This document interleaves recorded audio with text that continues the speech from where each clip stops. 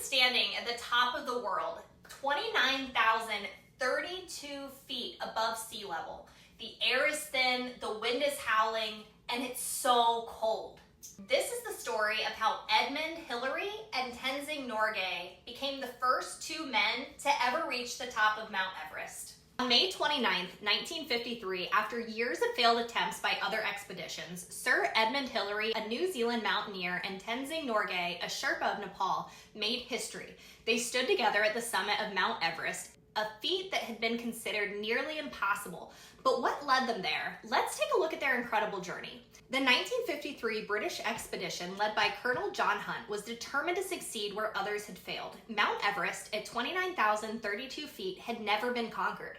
The team faced extreme cold, altitude sickness, treacherous terrain, and unprecedented weather. Despite these challenges, Hillary and Norgay were chosen to make the final push for the summit. The climb was grueling. They'd already faced many setbacks, and their bodies were taxed by the thin air and freezing temperatures. It wasn't just the physical obstacles that made the climb so difficult. It was the mental strain of knowing how many had tried and failed before them. On the morning of May 29th, Hillary and Norgay began their final ascent.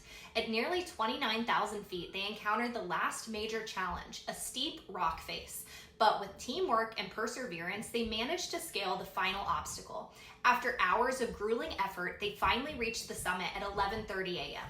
For a brief 15 minutes, they stood together on the top of the world, overwhelmed by the view. Hillary later described the moment as a feeling of absolute exhilaration. But there were no ceremonies or flag raising, just the quiet acknowledgement that they had achieved the impossible. They took a few photographs, left a few simple tokens, and then began their descent. Hillary and Norgay's success changed mountaineering forever. The summit of Everest had only been a mystery for centuries, and now it had been conquered. Their achievement was a symbol of human endurance, bravery, and determination. But Hillary's legacy didn't stop there. After his success, he dedicated much of his life to improving the lives of people in Nepal and Tibet, particularly the Sherpas who helped him reach the summit. He funded schools, hospitals, and infrastructure, showing that his climb wasn't just about personal glory, it was about lifting others up as well. The first ascent of Mount Everest was not just about reaching the top of the world. It was about breaking through barriers, overcoming odds, and working together to achieve something unimaginable.